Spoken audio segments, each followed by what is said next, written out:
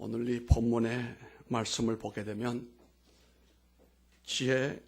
이 본문의 전도서의 저자인 이 사람은 우리가 알고 있는 것처럼 모든 것을 다 누려보고 또 소유해 보았고 인생이 부러워하는 모든 것을 다 경험을 해본 사람으로서 우리들에게 주는 또 다른 교훈이 있는데 이것이 바로 인생의 불평이라고 하는 것입니다. 컴플레인이라고 하는 인생의 불평이 여기 있는데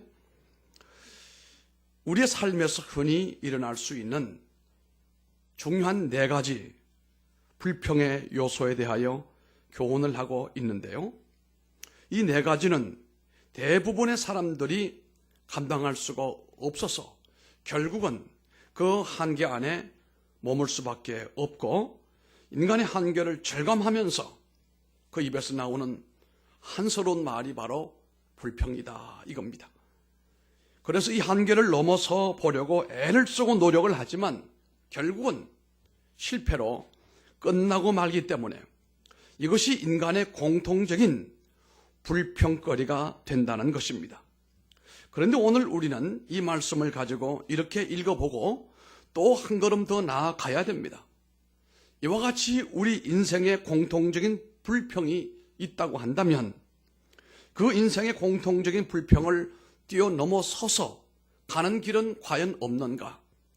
이 불평이 변하여 우리 입에서 감사가 되고 감격이 될 수 있는 것은 없는가?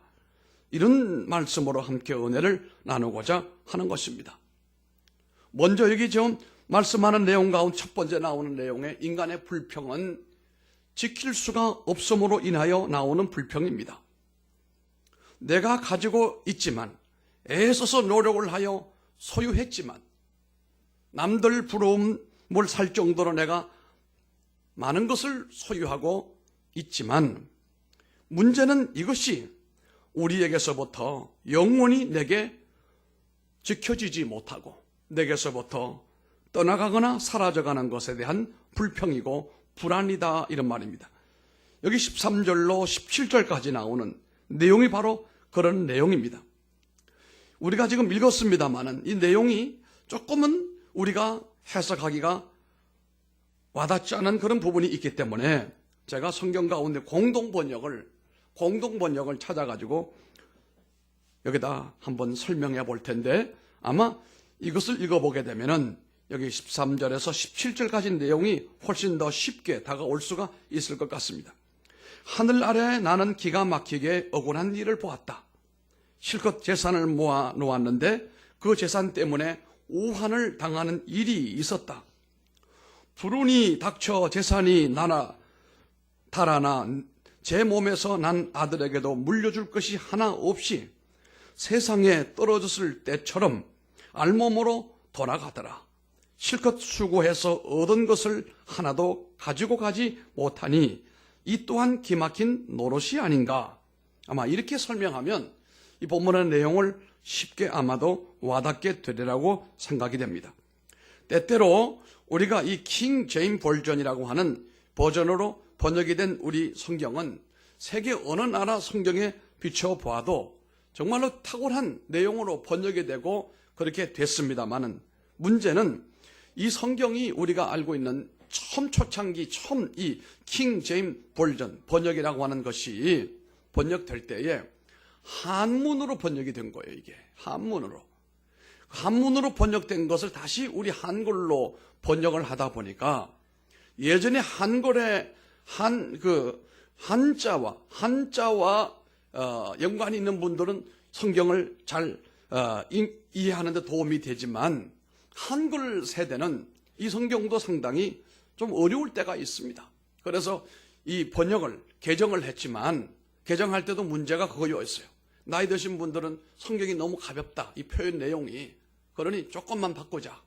젊은 세대 분들은 많이 바꾸자. 뭔 소리인지 모르는 게 너무 많다. 개정을 하긴 했습니다마는 부분적인 개정을 하는 것으로 끝내고 말았습니다. 그래서 저는 성경을 잘 이해가 잘 되지 않고 와닿지 않을 때는 원문을 보거나 아니면은 공동 번역은 조금 쉽게 현대어로 만들어진 내용이니까 공동 번역을 보게 되면 참 쉽습니다. 자, 이제 때때로 우리가 가지고 있는 이 성경이 잘 이해가 되지 않을 때는, 실감이 안 될 때는 공동 번역과 비교해 보는 것이 참 좋다는 겁니다. 물론 공동 번역은 쉽지만 거기에 비하여 무게감이 또 없어요. 하나님의 말씀이라고 하는 그 권위와 무게, 그게 좀 모자라는, 좀 가벼운 것이라고 또 볼 수가 있습니다. 자, 인생의 첫 번째 불평은 내가 수고하여 얻은 것, 이 모든 것들을 내가 지킬 수가 없습니다. 끝까지 이것을 내가 지켜야 될 텐데 지킬 수가 없어요. 이 불평입니다. 사람이 재물을 모을 때 얼마나 수고합니까? 자지 못하고 먹지 못하고 애를 쓰고, 특히 이 젊음의 세대는 중년 세대에 이르기까지 얼마나 많은 노력을 합니까? 장로님 나가보세요. 왜 저렇게 웃는지. 사모님은 또 어디 갔나 빨리 찾아와요. 찾아오세요. 그렇게 뭘 얻으려고 이 젊은 세대들은, 중년 노년 분들도 젊을 때 다 그렇게 하지 않았습니까?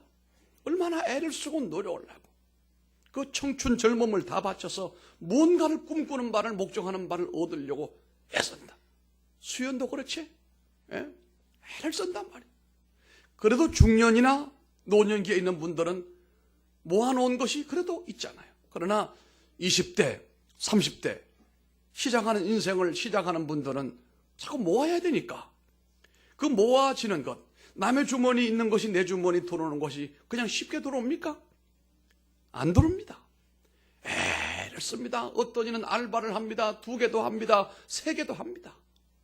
그렇게 해서 어쨌든 재산을 모으려고 하고 지식을 얻으려고 하고 또 결혼을 통하여 자식을 얻기도 하고.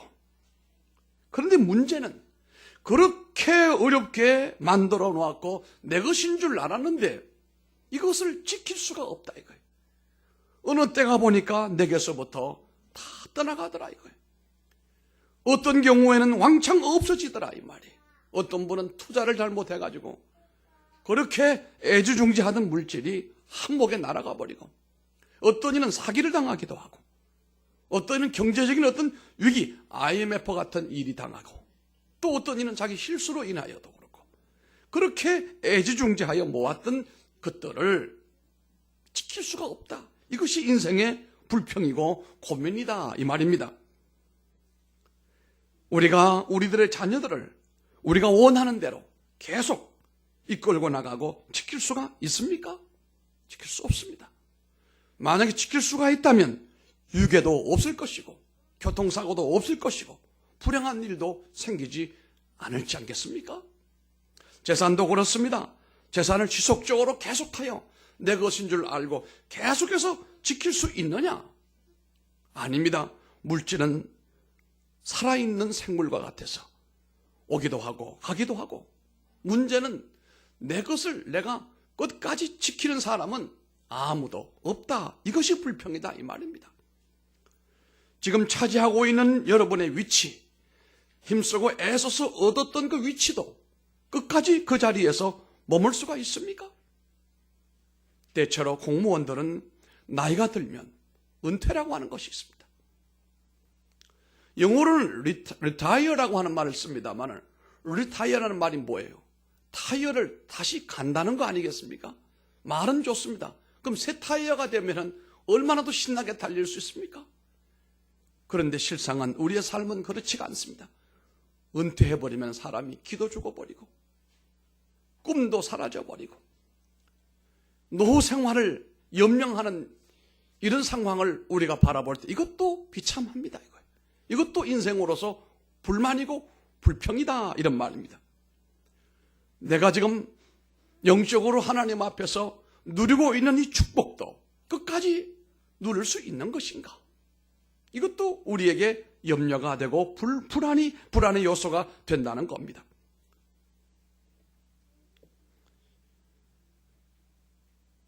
나이가 젊은 분들은 거울 앞에 설 때에 그 젊은 모습이 영원히 지속될 줄만 알지만, 제가 오늘 아침에 거울 앞에 섰는데 가만히 보니까 흰 머리가 검은 머리보다 이제 많아지고 말았어요. 전에는 꿈도 못 꿨어요. 저는 내 머리가 이렇게 휘어질 줄 몰랐어요. 영원히 검을 줄로만 알았어요. 이제 주변의 사람들이 만나면 나 목사 이제 염색해야 되겠네 하는 사람이 하지 말라는 사람보다 점점 많아집니다.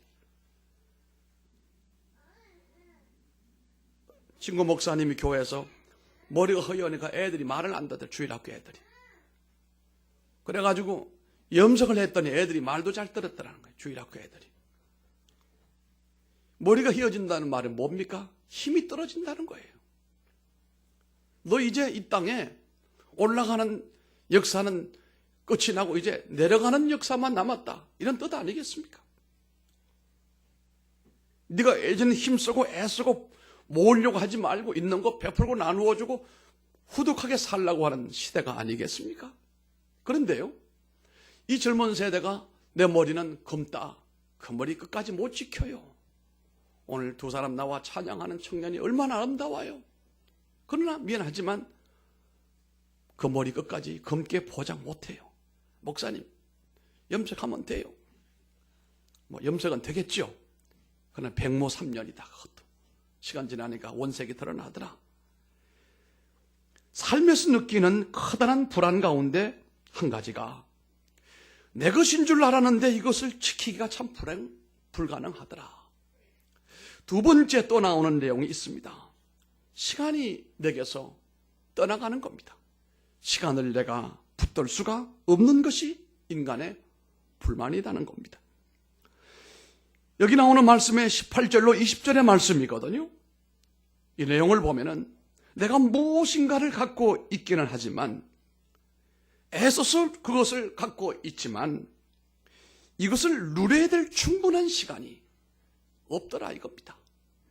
수고하고 애쓰고 땀 흘릴 때는 정말로 영원히 누릴 줄만 알았는데 막상 이것을 누리는 시간이 내게는 정말로 너무 빨리 지나가 버리고 말더라. 물론 내게서 떠나가는 것도 있습니다만은 의식주 문제도 이것이 나이가 많고 노인이 되어지게 되고 하면은 그 모든 것들도 입을 시간도 별로 없고 먹을 시간도 기회도 별로 없고 이 모든 것들이 충분하게 내게서 나를 즐겁게 할 수가 없더라 이거예요. 내게는 이런 시간이 없어요. 삶이라고 하는 것이 너무 빨라요. 내 청춘의 날이 금방 지나가요. 이것이 사람들의 불만이다 이겁니다. 특별히 20절 말씀을 보게 되면은 20절 한번 우리 읽어보자고요. 20절 말씀 다 같이 시작. 그는 자기의 생명의 날을 깊이 생각하지 아니하리니 이는 하나님이 그의 마음에 기뻐하는 것으로 응답하심이니라. 아멘. 전의 성경은 조금 더 어렵게 했어요. 저는 그 생명의 날을 깊이 관념치 아니하리니. 이 말이 쉽게 말하면 무슨 말씀입니까? 하나님은 우리가 얼마나 많이 사느냐에 대하여 깊은 관심이 없고 별로 관심이 없다 이런 말씀입니다. 전도서 기자가 느낀 것은 하나님에 대하여 느낀 것이 있는데 당연히 더 살아야 되고 잘 살아야 되고 오래 살아야 될 사람이 호련히 우리 주변을 떠나가는 것을 보면서 하나님께서는 우리가 이 땅에서 오래 살게끔 관심을 좀 기울이시지 왜 그런 관심을 기울이시지 않습니까? 라고 하는 것에 대한 인생의 깊은 허물을 오늘 여기 이렇게 묘사를 한 겁니다. 이는 하나님이 저의 마음에 기뻐할 것으로 응하심이라. 이 말씀도 우리가 번역을 잘 해보면은 쉽게 말하면은 하나님은 우리가 어떻게 사느냐 하는 삶의 질에 관심이 없으실 뿐만 아니라 얼마나 오래 사느냐에는 그렇게 관심이 많지 않으신 것 같다. 이런 내용이거든요. 다시 말씀드리면 오늘 이 저자가 했던 말은 뭡니까? 하나님께서 내가 참 행복하게 살고 잘 사는 것에 대한 삶의 질에 대한 관심이 별로 없고 내가 오래 살기를 원하지만 그분은 내가 이 땅에서 오래 사는 것에 대하여 별로 관심이 없는 것 같더라. 이것이 불만이다 이거예요. 이것이 불만이다 이겁니다. 내가 지금은 잠시의 즐거움을 누리고 있고 짭짤한 인생의 즐거움을 누리고 있고 가족의 즐거움도 있고 자녀들의 즐거움을 누리고 있지만 이것 또한 얼마 동안 계속될 것인지 우리는 알 수가 없고 정말 이런 날들이 오래되기를 원하지만 하나님께서는 별로 그것에 관심이 없는 것 같더라. 그런 것에 대한 하나님의 확실한 보장을 말씀하지 않으셨다. 이것에 대하여 전도서 기자가 불안해하는 것입니다. 인생의 기막힌 불안 가운데 하나는 하나님 이런 것들을 내가 누릴 수 있는 시간이 별로 없어요. 이런 뜻입니다. 세 번째 불만입니다. 그것은 6장 1절로 6절까지의 말씀이 되는데요. 내가 해 아래서 또 한 가지 눈으로 보는 것이 있다라고 말하면서 한마디로 요약을 하게 되면 하나님, 내가 이 세상에서 즐길 수 있는 것이 별로 없습니다. 이것입니다. 이 본문의 내용, 여기 6장 1절에서부터 6절까지의 내용을 공동 번역해서 번역을 해보니까 또 좀 쉬워졌어요. 이렇게 나와 있습니다. 사람의 마음을 무겁게 하는 억울한 일이 하늘 아래 있는 것을 나는 보았다. 부귀 영화를 아쉬움 없이 하나님께 받으면서도 그것을 마음껏 누려보지 못하고 엉뚱한 사람에게 물려주는 일이 있다. 어찌 헛되다 뿐이랴 통탄할 일이 아닌가. 이렇게 번역을 했어요. 즐길 수 있는 일, 물론 우리 인생을 살다 보면 있습니다. 흔치는 않습니다만은 즐길 수 있어야 될 텐데 문제는 이 즐길 수 있는 것이 곧 사라져버리게 되고 별로 없더라. 이것이 불평입니다. 우리는 이것에 대하여 생각해 볼 때에 내가 가지고 있기는 하지만 이 가진 것을 오랫동안 즐길 수 있을까? 대부분이 그렇지가 않습니다. 우리가 인생을 살아가는 가운데 청년 때는 다 모든 것을 즐거운 것을 붙잡을 수 있는 파랑새를 잡을 수 있는 희망이 있지만 그러나 인생을 좀 더 살다 보면은 이런 것들이 더 없다 이겁니다. 어떤 사람은 고생해서 사람들이 부러워할 정도로 자기 성취를 이루어냈습니다. 주변에서 당신은 성공했다 이런 소문이 들릴 정도가 됐습니다. 그랬으면은 그렇게 쌓아놓은 금자탑을 오랫동안 누릴 수 있어야 될 텐데 그것이 불분명하다. 이것이 불평이다 이겁니다. 요즘에 미투 운동이 활발하게 일어나고 있습니다. 세상에 어떻게 이런 무브먼트가 일어날 수 있을까? 특히 우리 사회는 유교 중심적인 도덕관을 가지고 있는 사회이기 때문에 사실 성적인 문제는 터부시 해왔습니다. 또 관대했습니다. 여기에 기독교가 들어오면서 성경적인 관점에서 옳고 그름을 구분하여 처벌두는 축첩 행위를 교회가 못하게 만들고 혼인을 중요하게 생각을 하고 결혼 후의 성관계는 전부 음란한 것으로 치부를 하고 정결하고 깨끗한 인생을 살아가도록 그렇게 교회는 이미 오래전부터 이 땅에 복음이 오면서부터 그렇게 해왔던 것이 사실이었습니다. 그런데 문제는 오늘날의 상황은 복음이 이 땅에 130년 전에 들어올 때와 전혀 다른 것이 뭐냐고 하면요. 그때만 해도 권위주의 사회였습니다. 권위주의 사회는 변화가 별로 없었습니다. 그리고 이미 틀에 짜여져 있는 구조대로 가면 됩니다. 그래서 교리가 중요하고 전통이 중요하고 그 가정의 가문이 중요한 거 아니겠습니까? 피가 중요하고. 그러나 우리의 사회는 이제는 그런 시대가 지나가고 우리가 말하는 다원주의 시대가 왔습니다. 포스트 모더니즘이라고 하는 현대 후기주의 사회로 접어들면서부터는 그동안에 가지고 있던 모든 기독권자들이나 그때 가지고 있던 모든 지식들이 쓸모없게 돼버리고 말았어요. 이른바 3차 산업이 되고 4차 산업이 됐습니다. 우리가 어렸을 때 그저 먹지 못해서 허우적거리고 있을 때, 이때가 대부분이 2차 산업대예요. 1차 산업, 2차 산업대예요. 1차 산업이라고 하는 것은 우리가 말하는 그대로 아주 아무런 기계 도움도 없이, 과학의 도움도 없이 그냥 온몸으로 맨손으로 살아가던 때 아니겠습니까? 이러면서 기차라고 하는 것이 생기면서 산업혁명이 일어납니다. 이게 1차 산업의 변동이라고 보면 됩니다. 그 다음에 전기라고 하는 것이 생기면서 전기가 오니까 기차보다도 엄청난 변화가 오는 겁니다. 그런데 세 번째 변화가 컴퓨터의 출현이었습니다. 노트북 요만한 정말 노트 하나가 세계와 통하게 되고 모든 정보가 그 안에 다 들어가 있고, 우리가 요즘 쓰고 있는 이 스마트폰 같은 것은 이게 작은 개인 컴퓨터 아니겠습니까? 다 통한단 말이에요. 요즘 교수들이 제 친구 가운데도 빨리 은퇴해야 되겠다. 왜 그러냐니까 자기들이 가지고 있는 지식은 오래된 지식인데 요즘 젊은 지식은 컴퓨터 안에서 네이버에서 찾아보면 생생한 게 너무도 많이 나오는데, 이 정보, 옛날 정보 지식을 가지고 이 젊은 사람들하고 이거 하기가 너무 힘들다는 거예요. 이전에는 결혼하여 시집을 오게 되면 그 가문의 모든 전통을 다 배워야 됩니다. 지금은 배울 필요가 전혀 없습니다. 왜냐하면 그 정보는 다 쓸모없는 정보가 됐으니까. 그 정보가 정말로 중요할 때 그 집에서 그 시어머니 외에 다른 사람에게는 배울 데가 없을 때는 시어머니 권세가 엄청 세졌다. 그래가지고 며느리를 그냥 교육시킨답시고 가문에 훈련시키고 한다면서 얼마나 고통을 줍니까? 지금은 반대가 됐어요. 우리가 1차, 2차 산업시대는 며느리가 시집살이 한다고 하지만 지금은 시어머니가 뭔 살이 해요? 예, 시어머니 살이를 하는 거예요.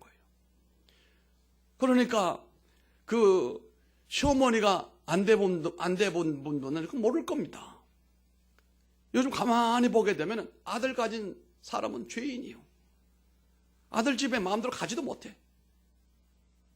특히 나이가 많으신 분들은 아파트 이름도 전부 길게 만들어가지고 어디가 아들 집인지 몇 호인지 도무지 갈 수가 없어요. 가도 환영도 안 해줘요. 그러므로 갈 필요가 없어요. 안 가는데, 그런데 제 친구들 얘기를 들어보면 며느리들이 얼마나 영악한지 어린이날은 철저하게 지킨다는 거예요. 왜 그러느냐? 어린이날 할아버지한테 어린이날 용돈 받으러 가려고 그날은 철저하게 한 주 전에 온다는 거예요. 요즘은 돈이나 금력이나 힘을 아버지가 가지고 있지를 못하고, 아버지들은 별로 갖지를 못하고 할아버지들이 가지고 있다. 학교 선생님이 물어볼 때, 야, 네 할아버지 뭐 하시냐 이렇게 묻지, 네 아버지 뭐 하시냐 이렇게 묻는 선생님은 별로 없다는 거예요. 이 후기 현대주의 사회는 다 다릅니다. 모든 정보가 옛날 건 필요 없습니다. 스마트폰 하나 사가지고도 저 같아도 다 모르고 우리 딸한테 얼마나 주눅 받으면서 배우는지 몰라요. 이렇게 말하면 오해가 있을는지 몰라. 사실이 하나 배우는데 가르쳐 주는데도 그냥 쉽게 안 가르쳐줘. 아빠 그것도 몰라요. 이러면 아유 내가 어떻게 벌써 이렇게 됐나 싶을 좀. 그래도 할 수 없어. 배워야 돼. 왜? 정보 시대니까. 새로운 정보는 배워야 되니까. 성 문제도 그렇습니다. 현대 후기주의 포스트 모던은 어떤 권위주의나 윤리나 규범이나 전통이나 교리가 중요한 것이 아니고 그때그때 느끼는 감동, 감성, 필, 이것이 중요한 시대가 됐거든요. 이거 없이는 행복이 없다고 믿는 거예요. 그러니 이 성이라고 하는 것도 그렇습니다. 성의 범위가 어디서부터 어디까지인지 예전 사회는 분명했습니다만 지금은 그 범위가 없어요. 오늘날 우리는 아주 혼란한 가운데 삽니다. 성이라고 하는 것이 아주 오염이 돼서 완연하게 그냥 성 풍조 시대를 살아갑니다. 그럼에도 불구하고 또 한 가지 문제는 성추행이라고 하는 문제. 아주 민감한 문제입니다. 어떤 충청도 도지사가 하루아침에 도지사직을 내려놨죠. 어떤 국회의원이 하루아침에 자기는 사퇴한다고 했죠? 앞으로 아마 그 기준으로 들이대면 여러 사람이 아마도 낭패를 당할 수밖에 없을 거예요. 우리 시대는 더더구나. 그래서 어떻게 보게 되면 내가 가지고 있어도 애써서 여기까지 올라와도 내가 집을 짓고 이렇게 화려한 금자탑을 세웠다 할지라도 이것을 잃어버리는 것은 순식간일 수도 있다는 것이 우리로 하여금 불안하게 만들어 주는 것이다 이 말입니다. 내가 잘해서 그렇게 할 수도 있지만 실수해도 그럴 수 있지만 그 어떤 것들도 내게서부터 연구하지 못하고 장구하지 못한다. 자식이 내게 효도할 것이라고 여러분 생각하지 말아요. 물질이 영원히 나를 부유하게 만든다 생각하지 말아란 말이에요. 믿을 것은 아무것도 없다 이거예요. 그래서 마지막의 내용이 7절로 12절까지입니다. 또 한 가지 마지막 결론에 불평과 불만은 내일이 없다는 겁니다. 운명의 문제죠.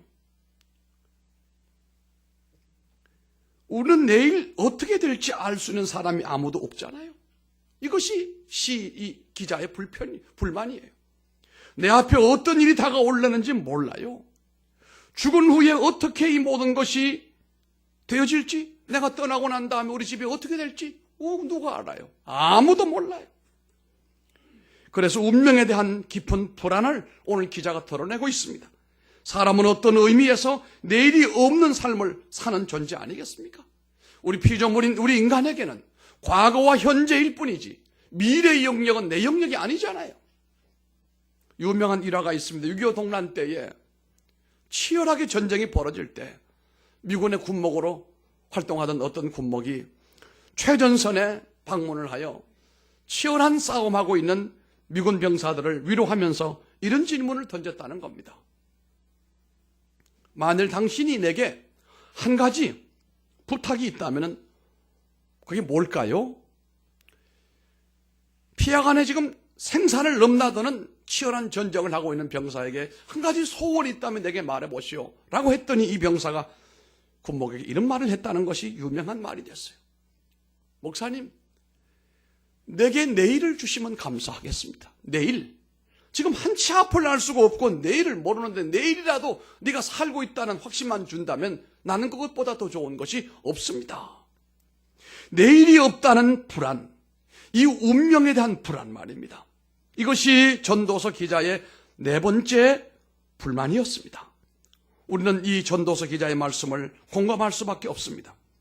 약간의 재산과 건강과 내가 이루어놓은 것들이 있다 할지라도, 사랑하는 자식과 가족이 있다 할지라도 문제는 이것을 우리가 영원히 지킬 수가 없다는 겁니다. 아직은 젊지만 사실 내 삶의 날이 얼마나 남아있는지, 올 때는 순서대로 왔지만 갈 때는 순서가 없다는데 나의 남은 시간이 얼마나 남아있는지, 내가 얼마나 이 땅에 더 오래 살 수가 있을 것인지, 내게 주어진 모든 것들, 하나님께서 주신 모든 것들을 내가 얼마나 내 것으로 즐길 수가 있을 것인지, 내가 좋아하는 이 일을 얼마 동안 내가 할 수가 있을지, 과연 내게 내일이 있고 내년이 있을지 아무도 모릅니다.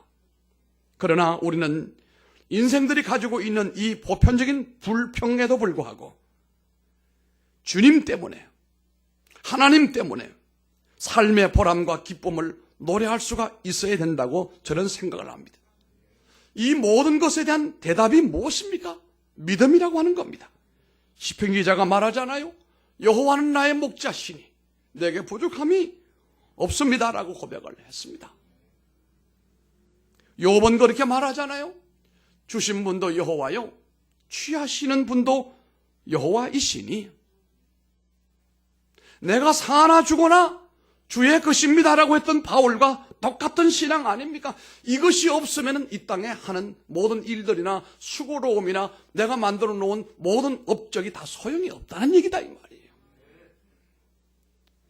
이 모든 것의 주인이시며 시간과 물질과 내가 가진 생명의 주인이 하나님이신 것을 깨달으시기를 바랍니다.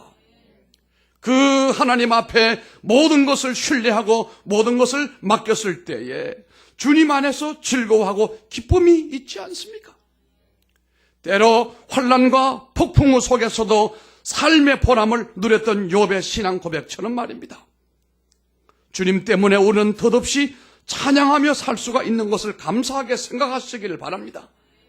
주님에 대한 신앙이 없고 예수님에 대한 소망이 없다고 한다면 내 것이지만 지킬 수가 없는 것으로 한탄하고, 인생의 시간이 너무 짧기 때문에 한탄하게 되고, 고생은 장구한데 즐김은 순간임에 대하여 불평하게 되고, 내일이 없는 불안 속에서 허덕일 수밖에 없는 인생으로 마치 채소가 감으로 시들어진 것처럼 인생이 사그러질 수밖에 없지만, 그러나 우리가 하나님을 알고 그 하나님에 대한 주권을 알고 있는 우리에게는 그럼에도 불구하고 모든 것이 위로부터 내려오고 내려주심에 대하여 늘 감사드리고, 주신 건강이나 물질이나 내 가정이나 자녀들도 하나님 주신 줄 알고 늘 감사하게 생각하고, 내일 일을 염려하지 말고 다 주님께 모든 것을 맡기고 말입니다.